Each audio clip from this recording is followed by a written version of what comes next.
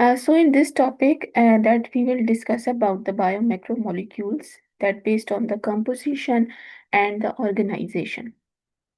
First, we're discussing what is the biomacromolecules. Basically, biomacromolecules हमारे पास कुछ large molecules होते हैं जो कि लाइफ के लिए बहुत ज़्यादा essentials होते हैं. That is made up of the combination of smaller unit जो कि छोटे छोटे यूनिट से मिलके बने होते हैं जिसको हम मोनोमर्स कहते हैं. ठीक है. तो हम बायोमैक्रोमोलिक्यूल्स में हम चार मोस्ट इंपॉर्टेंट बायोमैक्रोमोलिक्यूल्स को डिस्कस करेंगे. जो फर्स्ट बायोमैक्रोमोलिक्यूल है that is called as the nucleic acid. इसके बाद हमारे पास आती हैं लिपिड्स. मैक्रोमोलिक्यूल्स में हमारे पास आएंगे प्रोटीन्स. और फिर इसके बाद हम डिस्कस करेंगे कार्बोहाइड्रेट्स को. So these are the four most important biomacromolecules which we will discuss on the basis of their functions, structure, organization. हम इन चार चीज़ों की बेस पे हम जो है इन चार बायो मैक्रोमोलिक्यूल्स को डिस्कस करेंगे.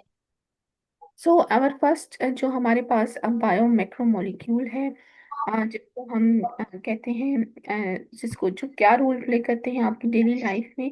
डिफरेंट जो बायोलॉजिकल प्रोसेस हैं आपकी बॉडी के उसमें bio macromolecules major role play करते हैं. So it's mean there are the major types of the bio macromolecules जो हम डिस्कस करेंगे कि कौन सी टाइप्स हैं और कौन से मॉलिक्यूल्स इन्वॉल्व हैं बायो मैक्रोमोलिक्यूल्स में. So we will discuss the four essential biomacromolecules in your daily life जिसमें हमारे पास आते हैं carbohydrates, proteins, nucleic acids and the lipid. बहुत इजी वर्डिंग में हम कहेंगे कि ये चार मॉलिक्यूल्स आपकी बॉडी की डेवलपमेंट में और आपकी बॉडी के फंक्शनिंग में जो है वो मोस्ट इम्पॉर्टेंट रोल प्ले करते हैं. जो फर्स्ट बायोमैक्रोमोलिक्यूल है which we call the carbohydrates. अब हम अगर इसकी कंपोजिशन इसके स्ट्रक्चर ब्लूप्रिंट की बात करें तो ये प्राइमरी कंपोज्ड होता है थ्री एलिमेंट्स में. यहाँ पे आप देख सकते हैं the first is the structure में बताया गया है this one is the carbon जो कि हमारे पास पेंटोज शुगर सारा कार्बन से मिलकर बना होता है. Second one is the hydrogen. This is the third element of the carbohydrates. And the fourth one is the third one is the oxygen. So these three elements make the structure of the carbohydrates. ये तीनों मिलके carbohydrates की composition बताते हैं. अब carbohydrates का monomer क्या है. मोनोमर को हम डिफाइन करते हैं. मोनो का मतलब होता है वन. मतलब एक यूनिट जो है जो बेसिक यूनिट है कार्बोहाइड्रेट्स का उसको हम मोनोमर कहते हैं.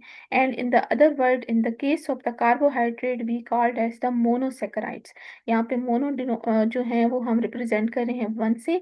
और सेकेराइड्स कहते हैं ग्लूकोज की चेन को, कार्बोहाइड्रेट्स की चेन को. सो जो वन यूनिट है कार्बोहाइड्रेट का वो हमारे पास एक आता है ग्लूकोज और एक आता है फ्रक्टोज. यहाँ पे आप देख सकते हैं this one is the glucose. This is the journal structure. ये सब स्ट्रक्चर समझने के लिए एग्जाम में नहीं आएगा but the monomer which is the basic unit is the glucose and the fructose जो कि आपका कार्बोहाइड्रेट का बेसिक यूनिट है. Building block of the carbohydrate जिसको हम कहते हैं. देन ऑर्गेनाइजेशन फिर हमारे पास आती है ये किस तरह ऑर्गेनाइज होता है हमारी बॉडी में. For example they make the polysaccharides. अब पॉली कहते हैं many, more than one. Saccharides mean chain of the carbohydrates. जब ये बहुत सारी चेन ऑफ कार्बोहाइड्रेट्स आपस में कनेक्टेड होती हैं then they make a structure जिसको हम कहते हैं स्टार्च. स्टार्च जो स्ट्रक्चर होता है that are present in the plant cells. Plant cell में स्टार्च प्रेजेंट होगा. Cellulose is also present in the plant cell. But glycogen जो ग्लाइकोजन है ये ज्यादातर एनिमल सेल में कार्बोहाइड्रेट स्टोर फॉर्म में पाया जाता है. ये हमारे पास किस तरह लिंक होते हैं. ये जब बहुत सारे monosaccharides with the help of the bonds they will be linked and they make the polysaccharide. बहुत सारे मोनोसेकेराइड्स बिल्डिंग ब्लॉक और लिंक होते हैं विद द केमिकल बॉन्ड्स तो उसको हम पॉलीसेकेराइड्स कहते हैं. Now, carbohydrates have been divided into two types, simple and the complex. The simple one is known as the monosaccharides. Mono mean one. And disaccharides mean two. मतलब जब दो carbohydrates आपस में मिलते हैं तो वो डाइसेक्राइड्स बनाते हैं. मोनो की एग्जांपल हम डिस्कस कर चुके हैं glucose, fructose and the galactose. Disaccharides mean जब दो ग्लूकोज प्लस ग्लूकोज मिलते हैं then they make the maltose. They also make the lactose and the sucrose. And the polyamine, as we discussed here, then when they connected with many monosaccharides, then they make the polysaccharides. And these polysaccharides example include the starch, fiber, and the glycogen. So these are the examples of the organization of the carbohydrates. Now again we differentiate between the carbohydrates.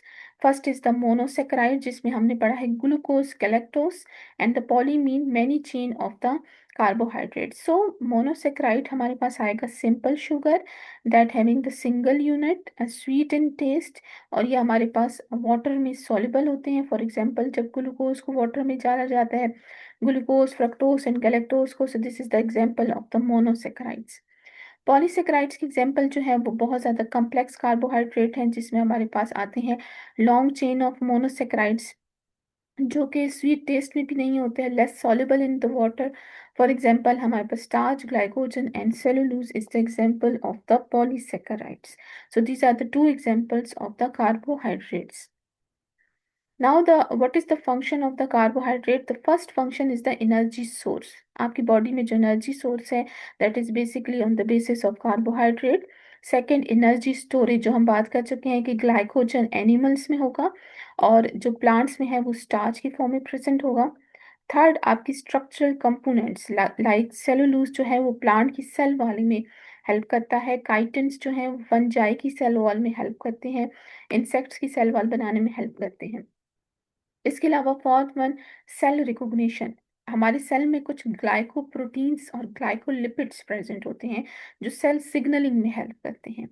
Fifth function is the biomolecule precursors. For example nucleic acids को बनाना, amino acids, lipid को बनाने में carbohydrates main role play करते हैं. And the six one is the digestive health. बहुत सारे fibres जो आपकी गट की हेल्थ के लिए इंपॉर्टेंट हैं वो आपके जो हैं वो the help of the carbohydrates आप इनको यूटिलाइज कर सकते हैं. नाउ कार्बोहाइड्रेट्स का function again discussing. Energy storage जिसमें स्टार्च और ग्लाइकोजन मेन रोल प्ले करेंगे. स्ट्रक्चरल सपोर्ट जो सेलुलोज हम डिस्कस कर चुके हैं कि प्लांट सेल की स्ट्रक्चर बनाने में हेल्प करेगा.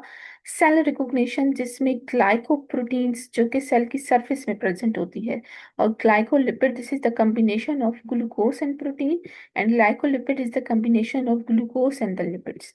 So they make the help to for the binding or the cell signaling of the cell. हमारे सेल्स के जितने भी सेल सिग्नल्स हैं जो भी फंक्शंस को परफॉर्म करने के लिए इंपॉर्टेंट रोल प्ले करते हैं तो उसमें जो है ये glycolipids glycoproteins important role play करते हैं. सेकेंड जो आपका बायो मैक्रोमोलिक्यूल है which we call the proteins. अब हमें हमारे पास प्रोटीन्स की कंपोजिशंस क्या होती है. सबसे ज़्यादा प्रोटीन्स एक बेसिक कंपोजिशन से बने होते हैं जिसको हम अमाइनो एसिड्स कहते हैं. अब हमारे पास हर एक amino acid three most important organ से मिलके बना होता है. The first one is the amino group जिसमें पहला आपके पास आता है amino group. The second one is the carboxylic group and the hydrogen atom and the side chain. For example, four elements make the composition of the amino acids or make the composition of the protein elements. So now we're discussing what is the monomer. अब protein का जो monomer है amino acids है. अब यहाँ पे देख सकते हैं the first is the carbon that connect with the nitrogen, oxygen and the alkyl group. Now, this is the general amino acid structure, which is the building block for the protein synthesis. Again, the center of the amino acid is the carbon, which is connected with the amino group. ये आपका amino group है NH2. ये इसका general structure है that also connect with the hydrogen. यहाँ पे आप देख सकते हैं the right side connect with the carboxylic group, carboxyl group भी जिसको कहते हैं.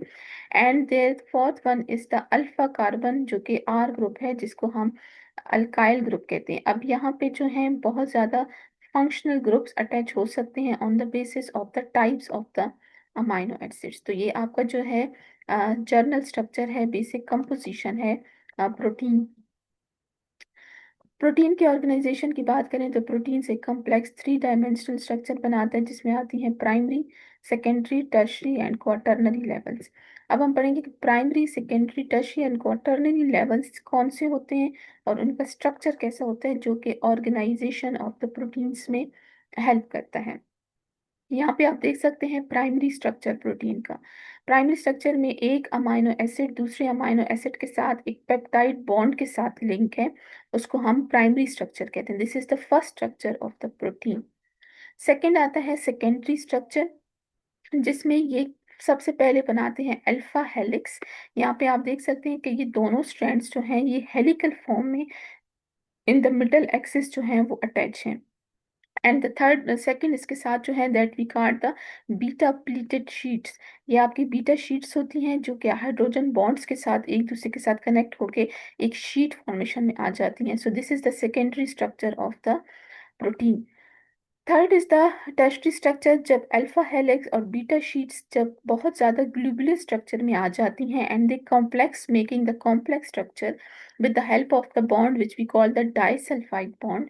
तो ये एक ग्लोबुलर स्ट्रक्चर बना देती हैं जहाँ पे आपके पास hydrophobic water heating and hydrogen bonding interactions होके एक कॉम्प्लेक्स स्ट्रक्चर बन जाता है, उसको हम tertiary structure of the protein कहते हैं। So this make the basic organisation of the protein in your body. So now what is the function of the proteins? जैसे कि आप पता है इंजाइम्स जितने भी कैटलिस्ट हैं हमारी बॉडी के, that are protein in nature. Structural proteins, आपकी कोलाजन जो कि स्किन में हेल्प करती है वो सब प्रोटीन से मिलके बनी होती है। केराटिन जो ज़्यादातर आपके हेयर्स में होते हैं, ठीक है, वो सब प्रोटीन से मिलके बने होते हैं। बहुत सारी transport proteins, for example haemoglobin जो कि रेड ब्लड सेल में होती है, हार्मोन्स और antibodies, these are the basic functions of the protein जो कि आपकी बॉडी में बेसिक फंक्शंस को जो है वो कंट्रोल करते हैं। Now this is the functions of the protein, जिसमें फर्स्ट आता है कैटालिसिस, जो कि हम पढ़ चुके हैं कि enzymes all are protein in nature. तो जितने भी कैटालिस्ट हैं, कैटालिसिस एंजाइम है, वो जो है वो प्रोटीन एज अ प्रोटीन के तौर पे हेल्प करते हैं for the functioning. Second, defence mechanism, आपकी एंटीबॉडीज जो हैं वो प्रोटीन इन नेचर होंगी। स्ट्रक्चरल, जिसमें आपका कोलाजन और केराटिन आ जाता है। सिग्नलिंग, जिसमें ग्लाइकोप्रोटीन ग्लाइकोलिपिड्स में प्रोटीन का मेजर रोल है। मूवमेंट, जो कि आपकी जो स्केलेटन बनाने में हेल्प करती है। एंड ट्रांसपोर्ट, जो कि हेमोग्लोबिन की हम बात कर चुके हैं।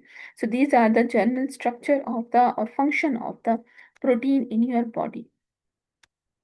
Now nucleic acid is the third biomacromolecule. अगर हम न्यूक्लिक एसिड की कंपोजिशन पे बात करें तो they are composed of the three basic elements. यहाँ पे आप देख सकते हैं the first one is the nitrogen, फिर आती है आपके पास pentose sugar, this is the second element, and the third one is the phosphate group. So these three elements make the composition of the nucleic acids, जो हमारे पास आती हैं ribose और डी ऑक्सी राइबोस फॉर्म में, ठीक है। सो this is the general composition of the nucleic acids, जो कि न्यूक्लिक एसिड का जर्नल स्ट्रक्चर बनाती हैं, जर्नल स्ट्रक्चर बनाने में हेल्प करती हैं। सो न्यूक्लिक एसिड्स में हमारे पास सबसे पहले आ रही हैं, जो बेसिक यूनिट है न्यूक्लिक एसिड का वो है न्यूक्लियोटाइड। अब न्यूक्लियोटाइड में आपके पास आ गई हैं सारी पेंटोस शुगर, जितने भी नाइट्रोजीनियस बेसिस है जो हम डिस्कस कर चुके हैं, these are the three elements, and the phosphate group. These three elements make the compositions of the nucleotide which we call the nucleic acids. Now the what is the organisation of the nucleic acid? यहाँ पे आप देख सकते हैं कि DNA which is the deoxy ribo nucleic acid, यहाँ पे देख सकते हैं डबल हेलिकल स्ट्रक्चर जो हम पढ़ चुके हैं, this make the organisation of the nucleic acids.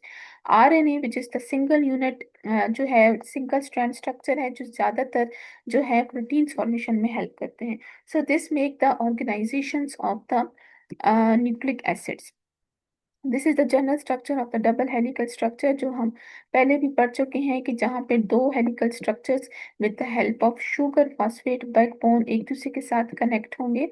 They are connected the adenine, जहाँ पे एडेनिन जो है always make the double bond with the thymine. Adenine and thymine आपस में जो है डबल बॉन्ड के जरिए लिंक होंगे। जबकि यहाँ पे देख सकते हैं कि गवानीन जो है वो triple bond making the triple hydrogen bond with the cytosine. So they are arranged in such a double helical structure in the form of the DNA, and the nucleotide is the basic unit of the DNA, जो कि आप देख सकते हैं कि DNA को बनाने में हेल्प करते हैं। Now what is the function of the nucleic acids? सबसे पहला फंक्शन जेनेटिक इंफॉर्मेशन को स्टोर करना। आपकी जितनी भी जेनेटिक इंफॉर्मेशन है वो न्यूक्लिक एसिड की फॉर्म में स्टोर होती है आपकी बॉडी में।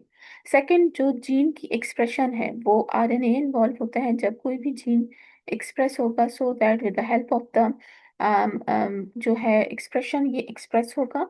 And the third one is the protein synthesis. So this is the three most important function of the nucleic acid जो हेल्प करते हैं ताकि प्रोटीन जो है वो सिंथेसाइज्ड हो सके। नाउ यहाँ पे आप देख सकते हैं this is the journal structure, जहाँ पे ट्रांसक्रिप्शन जो कि है basic central dogma of the protein, ये सबसे पहले आपकी प्रोटीन की सिंथेसिस हो रही है।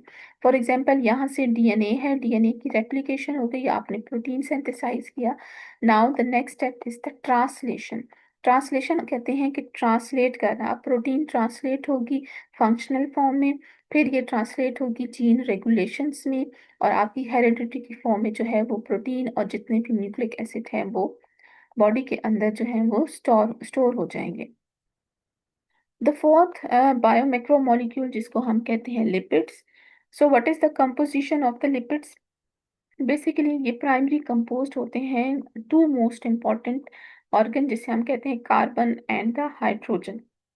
अब ये जो दो मोस्ट इम्पॉर्टेंट ऑर्गन हैं जिसमें ऑक्सीजन एटम भी इन्वॉल्व है, लेकिन सबसे ज्यादा जो प्रोपोर्शन में प्रेजेंट होता है वो आपका होता है कार्बन एंड द हाइड्रोजन।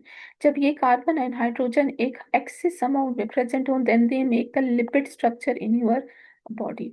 सो ये तीनों एलिमेंट्स कार्बोहाइड्रेट में भी प्रेजेंट है, लेकिन जब इन दोनों की रेशो इंक्रीज हो जाती है then they make the composition of the lipids. So the basic monomer of the lipid is the fatty acids. Body के अंदर जो फैटी एसिड है और जो ग्लाइसोल है, this is the monomer. Monomer mean basic unit of the lipids. तो यहाँ पे आप देख सकते हैं कि जो हमारी स्किन है that are made up of the lipid bilayer. जो स्किन की सरफेस है वो लिपिड बायलेयर, बाय कहते हैं टू, मतलब दो लेयर्स ऑफ द लिपिड्स जब आपस में मिल जाते हैं तो वो स्किन की सरफेस बना देते हैं। अब यहाँ पे देख सकते हैं कि this is the journal structure of phospholipids. ये है आपका हेड जो पिंक कलर में शो हो रहा है, and this one is the tail. So these head and tail are arrange in the inverted style. आप देख सकते हैं हेड एंड टेल जो है इन्वर्टेड स्टाइल में जुड़े हैं, और ये एक layer, this one is the upper layer of the lipid bilayer, this was the second, so this make the bilayer of your cell membrane। तो ये सेल मेम्ब्रेन की स्ट्रक्चर बना रहे हैं with the help of the lipids molecules. So lipids की organisation की बात करें तो लिपिड्स जनरली हाइड्रोफोबिक कहते हैं। Now we define the hydrophobic, आप सर्च भी कर सकते हैं गूगल पे। हाइड्रोफोबिक कहते हैं वाटर हेटिंग। तो यहाँ पे आप देख सकते हैं कि ये वाटर से हेट करते हैं, तो उन्होंने अपनी टेल जो है अंदर की तरफ इंसर्ट की हुई है, इन्वर्टेड फॉर्म में है। So these lipids are mostly hydrophobic और they have the diverse range of structure, मतलब इनका बहुत सारे फॉर्म में स्ट्रक्चर होते हैं। इस तरह इसकी थ्री मोस्ट इंपॉर्टेंट एग्जाम्पल है जिसमें हमारे पास आते हैं triglycerides, phospholipid. Phospholipid is the combination of phosphate and the lipids. Steroids body के अंदर, और जितने भी वैक्सेस हैं। So this is the example और the organisation of the lipid in your body. So what is the functions of the lipids? अब lipid का काम क्या है? लिपिड्स का सबसे पहले फंक्शन ये है कि एनर्जी स्टोरेज में हेल्प करते हैं सब, और सेकंड फंक्शन ये है कि इंसुलेशन, अपनी बॉडी के सेंसेशंस जो होती हैं उनको कंट्रोल करना। सेल मेम्ब्रेन की कंपोनेंट्स यहाँ पे आप देख सकते हैं जो हमने सेल मेम्ब्रेन को डिस्कस किया था। The head is in the upper portion and the tail is inserted inside in the membrane. उसके अलावा बहुत सारी सिग्नलिंग मॉलिक्यूल्स जिसमें हॉर्मोन्स में भी ये जो है ये हेल्प करती है, ये इसका बेसिक रोल है, इसका बेसिक फंक्शन है इन द बॉडी। तो यहाँ पे आप देख सकते हैं कि this is the general function of the lipid. First is the cell membrane. यहाँ पे देखिए स्ट्रक्चरल सपोर्ट जो है, स्ट्रक्चरल कंपोनेंट है आपकी लिपिड्स, आपकी बॉडी का। सेकेंड हार्मोन्स जिसमें सिग्नलिंग मॉलिक्यूल्स आते हैं that are all in the जो है जिसमें vitamin D is the major precursor of the lipids. इसके अलावा प्रोटेक्शन, जो प्लांट्स होते हैं उसमें वैक्सिस एक ऐसा ऑर्गन है जो कि प्लांट को प्रोटेक्ट करता है फ्रॉम एनी हार्म्स। इसके अलावा इंसुलेशन, इंसुलेशन में जो बेसिक है that we call the myelin sheets. जो प्लांट्स में और एनिमल्स में होती है माइलिन शीट्स लिपिड से मिलकर बनी होती है, जो कि सेंसेशंस, इलेक्ट्रिकल करंट्स को जो है वो फ्लो करती है in the body. And the energy storage, triglycolipid is the basic source of energy storage. यहाँ पे देख सकते हैं the arrow donate that this is the triglyceride, the storage of the energy in the cell membrane or the cell surface. So this is the lipids function.